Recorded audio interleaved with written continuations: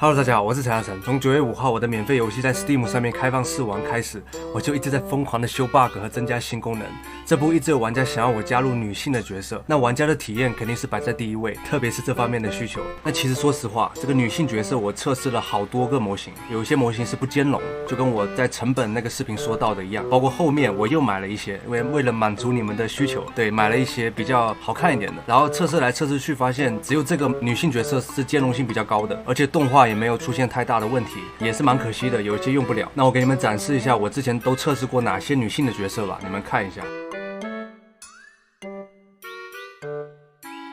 那我大概花了1天的时间加入了女性角色。其实之前我的游戏的功能逻辑是不支持我加入女性的角色的，所以这一天大部分的时间我都花在修改功能逻辑上面。所以跟你们分享一下这一天工作量比较大的地方。那第一点呢，就是持武器的姿势问题。不同的模型，它的大小、手部的位置都是不一样的，这就会导致之前的男性角色的持武器的手部位置是刚刚好的，但是换成了我们的女性的角色就差得离谱。所以就要加入性别的判断。那不同的性别，他们拥有不同的手部 IK 的位置。那第二点呢，就是不知道你们有没有发现，这个游戏其实是有存档功能的。你在游戏中选择的角色和武器，在你下一次打开游戏的时候就会读取到。不过你们应该只玩了1次，所以应该没有发现。那这个功能拓展是不好做的，因为之前只要储存模型和武器，现在多了一个性别的储存，还有新的模型。那加上很多的地方需要存档和读档，不然容易出现 bug， 所以基本把脑细胞耗光了。那第3点呢，这个不复杂，就是比较繁琐。之前的男性角色都是一个整体，它是一个整体，但是这套女性角色的模型，它每个部位都是单独的，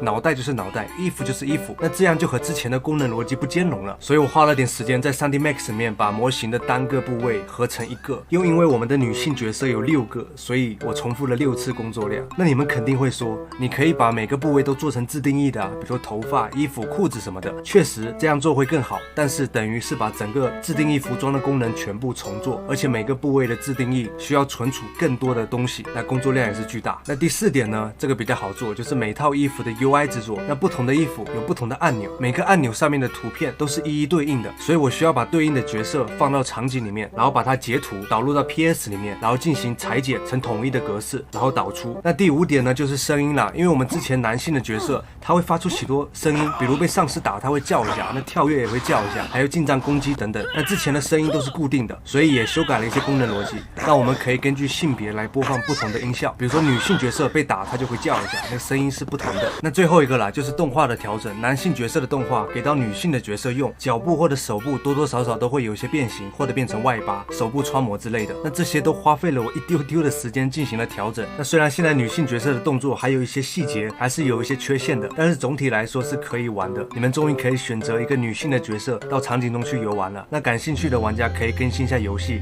去体验看看，然后有任何的建议或者 bug 都可以反馈给我。虽然私信评论很多，有点看不过来，但是总归有看完的一天，对吧？那不知道有多少人能够看到这里。接下来我有点话想说，死寂这款游戏确实是一个无聊且没有剧情的游戏，甚至都不能算是一款游戏。大家之后如果在别的地方或者在我的评论区说起死寂这款游戏，你们说话也不用觉得要特别小心，生怕说点不好的就会有人来骂你。我不希望是这样子的。如果有别的玩家说这个游戏不好玩、很无聊，或者是什么别的，也不用去反驳，我接受所有的评价，这些也确实都是事实。游戏还得不断完善，其实重点是在于你们，游戏是做给你们玩的，你们开心，觉得玩了确实爽，图了一乐，我就觉得做下去有意义，我也会乐在其中，这就够了。那游戏确实没有办法让每个人都觉得好玩，也不用把自己的观点强加于人。如果你喜欢这个游戏，可以继续的支持我；不喜欢，如果有建议，随时欢迎。游戏的成长就是需要有各种的建议才会变好。那也希望大家不要拿这款游戏和任何的游戏进行比较，给死寂套上3A 大作、国产之光、吊打腾讯的标签，因为这就偏离了我把游戏上架 Steam 的初衷。